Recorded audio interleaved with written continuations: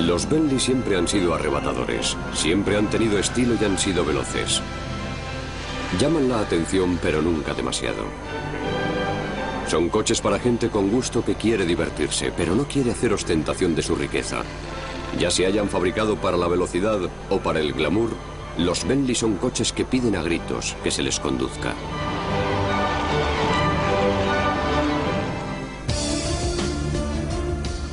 Bentley fue creada por un hombre de gran talento que acabó perdiendo la empresa a manos de un rival. Pero su creación se convirtió en toda una institución británica. Tras varios años convertido en un automóvil de lujo algo anticuado, el Bentley ha vuelto a sus orígenes de coche de alto rendimiento. Y parece lo más apropiado porque su fundador adoraba la velocidad y las carreras. Walter Owen Bentley nació en 1888.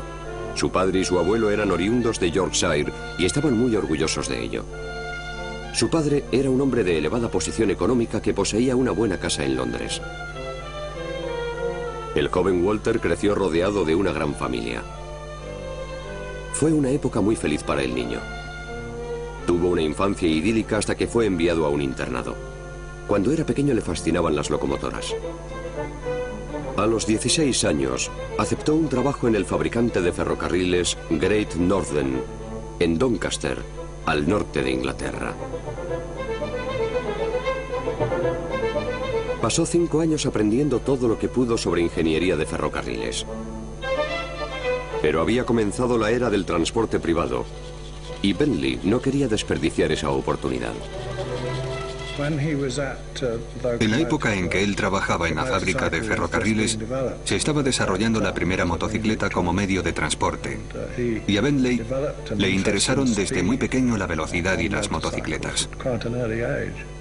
De hecho, participó en carreras de motos en calidad de simple aficionado. Por aquel entonces, ya había adquirido suficientes conocimientos de ingeniería como para llevar a cabo el mantenimiento de las máquinas y modificarlas para que fuesen más rápidas. Al final, Bentley superó la fase de las motos y se compró un coche de segunda mano con el que empezó a competir en carreras. Como le encantaba trabajar con máquinas, enseguida tuvo claro que estaba en el negocio del automóvil. Entonces tenía poco más de 20 años. Su hermano H.M. y él adquirieron su primera empresa cuando H.M. tenía 27 años y él 24. La empresa era que era un automóvil ligero francés fabricado en París. Una de las primeras cosas que hicieron fue mejorar el motor para incrementar los caballos de potencia. Eso les permitió participar en competiciones automovilísticas como escaladas de montaña y carreras por carretera.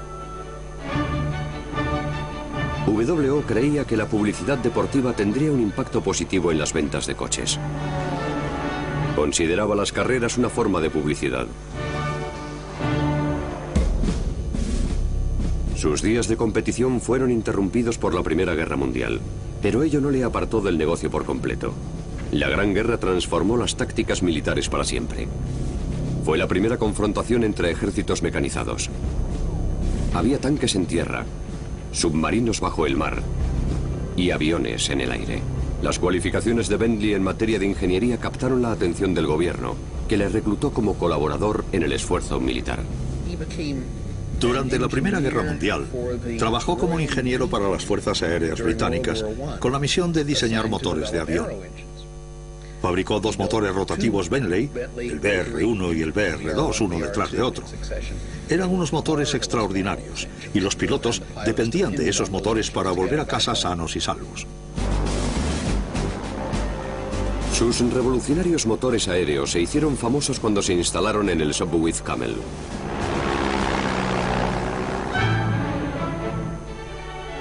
Tras la guerra, Bentley volvió a centrarse en la producción de coches y las carreras. El Ministerio del Aire le había pagado mucho dinero por su trabajo fabricando motores durante la Primera Guerra Mundial y lo utilizó para hacer realidad su sueño de diseñar coches deportivos veloces. Tras la guerra, Bentley empezó a fabricar un turismo deportivo maravilloso. Un deportivo rápido, fiable y de alto rendimiento. Era un coche muy prometedor que se convirtió en la estrella de las carreras británicas de los años 20. Sus nuevos coches eran muy competitivos y pronto obtuvieron victorias subiendo montañas y ganando carreras, lo que estimuló las ventas. Para mantener el flujo de pedidos tenía que mantener también los buenos resultados en las carreras. En 1922 decidió presentar un equipo a la carrera Touring Trophy. Se llevó un equipo con 3 coches. Los 3 acabaron la carrera y obtuvieron el premio por equipos. No ganaron, pero lograron un gran éxito que les proporcionó un montón de publicidad. Muchos de sus amigos y clientes y su equipo de carreras estaban muy ilusionados con una nueva competición que había en Francia. Había oído que los locos de los franceses iban a organizar una carrera que duraba 24 horas en un sitio llamado Le Mans. Él no creía que ningún coche pudiese aguantar una carrera de 24 horas, por lo menos ninguna de los suyos. Bentley era un hombre modesto y no creía que un coche pudiese aguantar bajo esas condiciones. Uno de sus clientes, John Duff, estaba dispuesto a enfrentarse al reto por su cuenta y acudió a Bentley en busca de apoyo. Bentley le prestó al piloto de su equipo y a un par de mecánicos y le deseó buena suerte. En el último momento, sintió remordimiento y decidió viajar en el transbordador nocturno para asistir a la carrera. Y su coche terminó en 4ª posición, lo que bastó para convencerle de la viabilidad de la carrera de Le Mans. A partir de 1924, Bentley envió un equipo a Le Mans todos los años. Sus coches pasaron a identificarse con la carrera. Desde entonces, los equipos participantes estuvieron apoyados por la fábrica. Bentley logró victorias sucesivas a lo largo de los años 20 y primeros años 30. A los pilotos de Bentley se les llamaba los chicos de Bentley y se convirtieron en héroes populares. Eran aristócratas ricos y famosos que solo querían pasárselo bien. Camino de Le Mans solían detenerse en los castillos de sus amigos. Era gente que salía de sus costosas casas de Londres y se detenía primero en el castillo de Leeds, propiedad de la aristócrata Dorothy Paget, que era la patrocinadora del equipo. Vivía en el castillo de Leeds en Kent. Allí celebraban una fiesta antes de coger el barco para cruzar el canal. Conducían hasta Le Mans, participaban en la carrera, ganaban, volvían y organizaban otra fiesta. Era tan solo una parte más de sus vidas. Eran personajes extravagantes que apuraban al máximo las fiestas y las carreras. Pero cuando tenían que participar en una carrera se ponían el casco. Competían para ganar con enorme disciplina y ganaban. El jefe del equipo, Wolf Barnato, era el heredero de una fortuna de minas de oro y diamantes sudafricanos. Sentía pasión por las carreras e invertía grandes sumas en Bentley. El éxito y la celebridad de Barnato y los demás chicos Bentley ocasionó que se pusiese de moda conducir un Bentley por la ciudad. El verdadero negocio de la empresa era la fabricación de coches normales y corrientes de pasajeros. Coches de lujo, eso sí, pero no coches de carreras al fin y al cabo. No todo el mundo quería un coche normal y corriente. Barnato y los demás cogieron el mismo motor y chasis fabricado para los coches de carreras e hicieron que les diseñasen carrocerías a medida. El resultado, el Speed 6, era un coche deportivo de 6 litros, potente, veloz y de aspecto elegante. Barnato tenía un Speed 6 similar a su Corsica Coupé, que hizo famoso con el nombre de Bentley Bletran.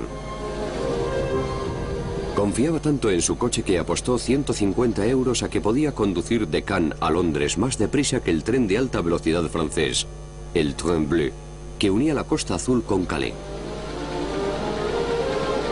A pesar de las malas carreteras, las fuertes lluvias, la niebla, la escasez de gasolineras y el pinchazo de una rueda, logró culminar su hazaña.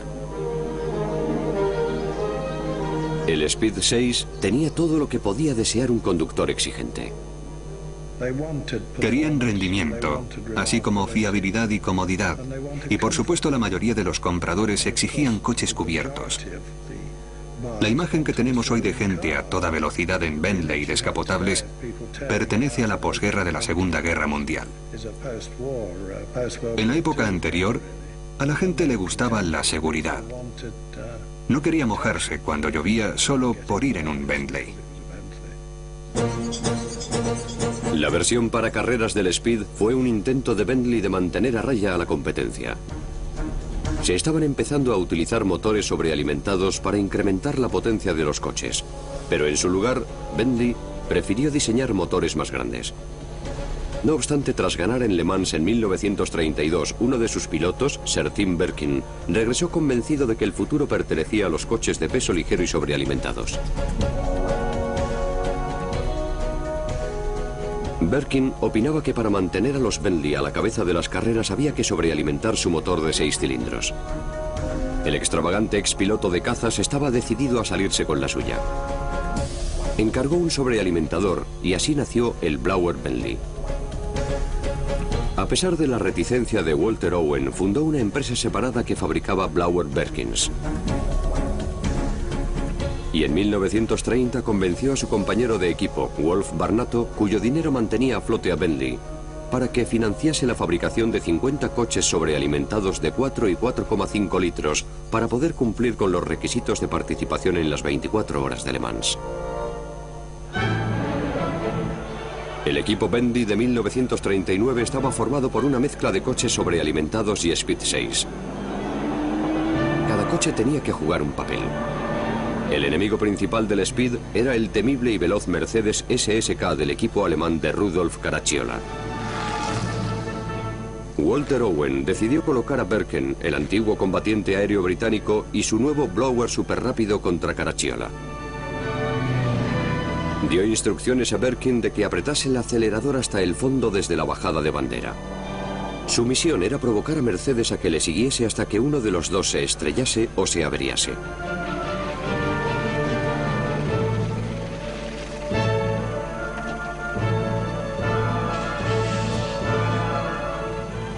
Ambos coches batallaron durante horas y al final se estropearon los dos.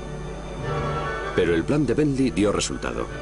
El mismo coche que había ganado en 1929, un Speed 6, volvió a alzarse con la victoria. Barnato le proporcionó a Bentley su quinto y último triunfo en Le Mans. Tras esa victoria en Le Mans, Walter Owen decidió retirarse de las carreras. La era Bentley había llegado a su fin. El glamuroso Blower Bentley se ha convertido en uno de los coches más carismáticos y codiciados jamás fabricados. Pero la decisión de fabricar 50 de ellos para clasificarse para las 24 horas de Le Mans seguramente aceleró el declive de Bentley.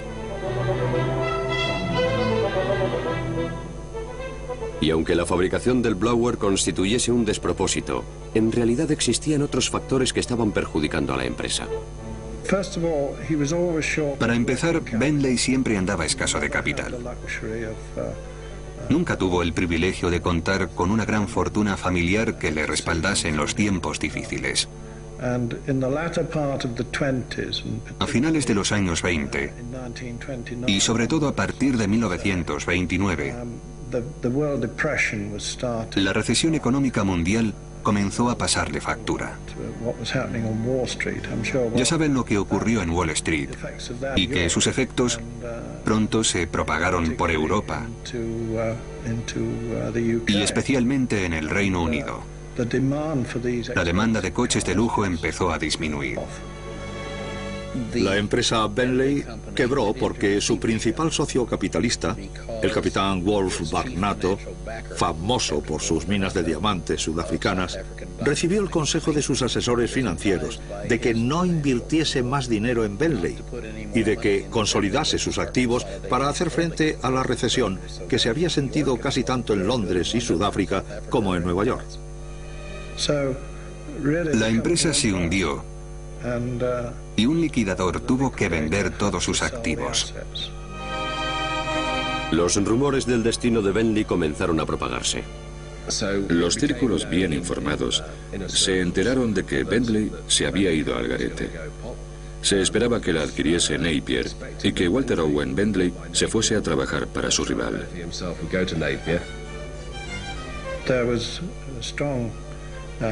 Creo que Napier tenía muchas ganas de hacerse con Bentley y tener a Walter Owen en nómina, con el objeto de diseñar un nuevo coche de lujo.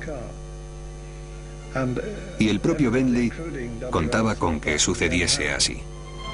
Napier esperaba comprar los activos de Bentley en una próxima audiencia. En la audiencia, un procurador se puso en pie, afirmó representar al Fondo de Inversión Británico Central y ofreció mucho más dinero. El administrador judicial dijo que no iba a abrir una subasta, pero al final lo hizo y concedió a ambos pujadores unas horas para presentar sus ofertas finales. Al final, el Fondo de Inversión Central Británico se adjudicó la empresa. Poco después, la mujer de WO descubrió que esa empresa, ese fondo de inversión británico o lo que fuese, era en realidad un testaferro de Rolls-Royce que se había apoderado de Bentley. Walter Owen Bentley se quedó traumatizado. Rolls-Royce sabía que si Bentley y Napier se aliaban, se convertirían en un serio competidor.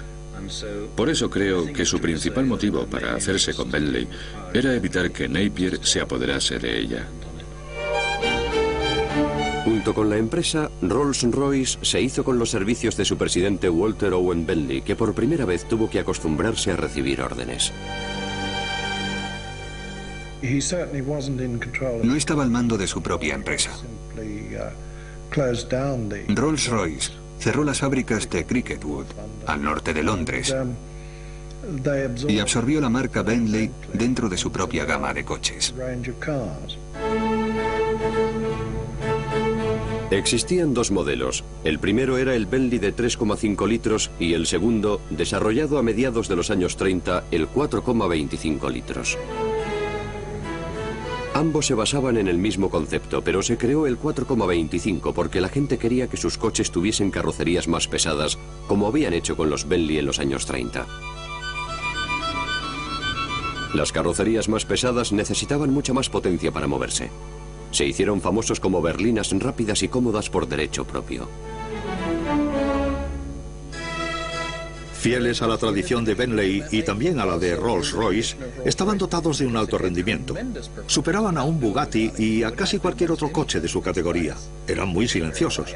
Se definieron y se promocionaron con mucho éxito como deportivos silenciosos.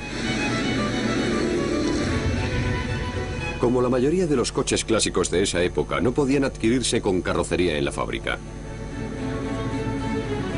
Las carrocerías las diseñaban una serie de fabricantes de carruajes como Mulliner, Parkworth, Gurney Nattin y Van Damme Plas, que crearon toda una gama de coches muy distintos entre ellos. Tras la Segunda Guerra Mundial se empezó a fabricar tanto los Bentley como los Rolls-Royce en la antigua fábrica de motores de avión de la empresa en Crewe, en Cheshire. Hoy en día los Bentley siguen fabricándose allí. El primer Bentley de Crewe fue el Mark VI. Fue también el primer Bentley que la fábrica entregaba con carrocería.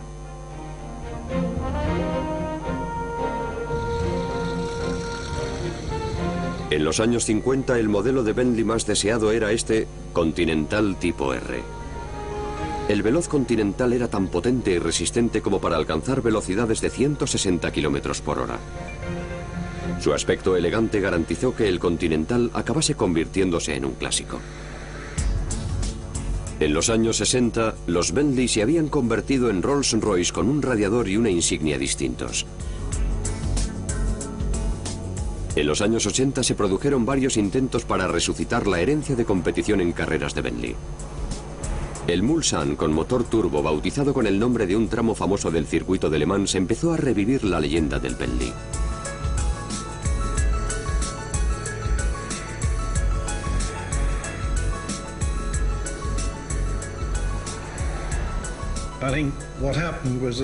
Creo que lo que ocurrió fue que aunque en los años 60 y 70 el Bentley se había convertido en realidad en un coche de ingeniería Rolls-Royce bajo la marca Bentley, la empresa se dio cuenta de que podía utilizar la leyenda de Bentley como una herramienta de marketing para diferenciarlo.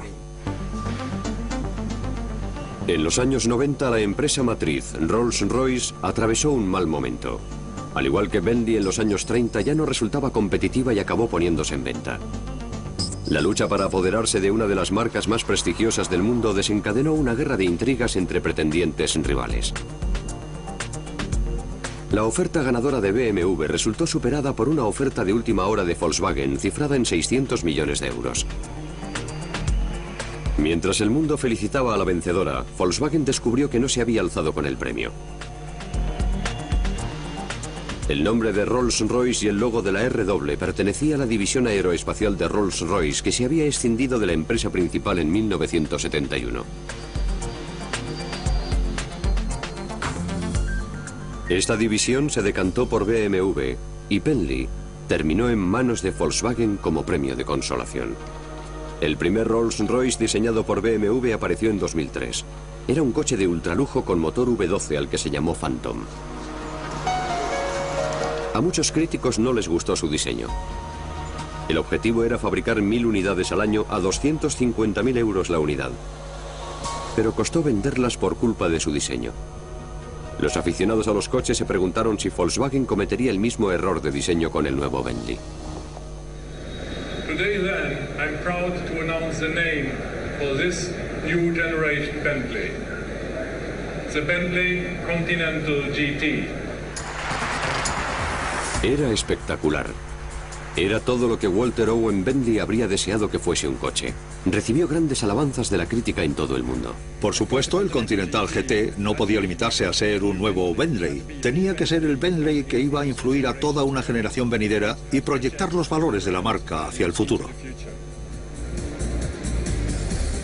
El Continental GT combina el rendimiento de un supercoche con la comodidad que solo puede ofrecer una berlina.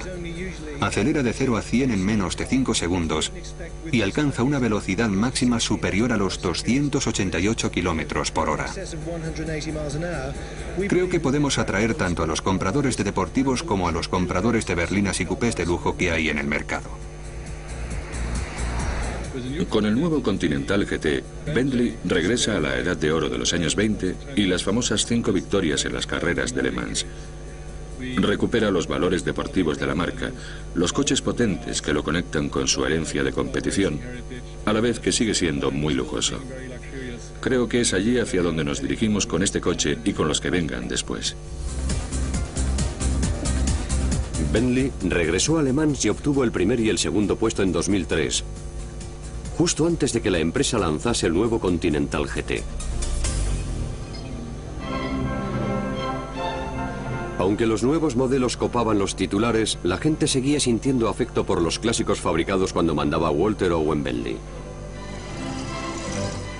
Walter Owen Bentley fabricó unos 3.000 coches, de los cuales unos 1.000 continúan en funcionamiento por todo el mundo. Y cuando se conduce uno, se es consciente, por muy poco de mecánica que se sepa, de que se está conduciendo algo especial y único. Creo que ser consciente de todo lo que se ha heredado es un elemento muy importante. Hay quien dice que los Rolls-Royce son para admirarlos y los Bentley para conducirlos. En cualquier caso, se trata de coches que continuarán entusiasmándonos durante muchos años más.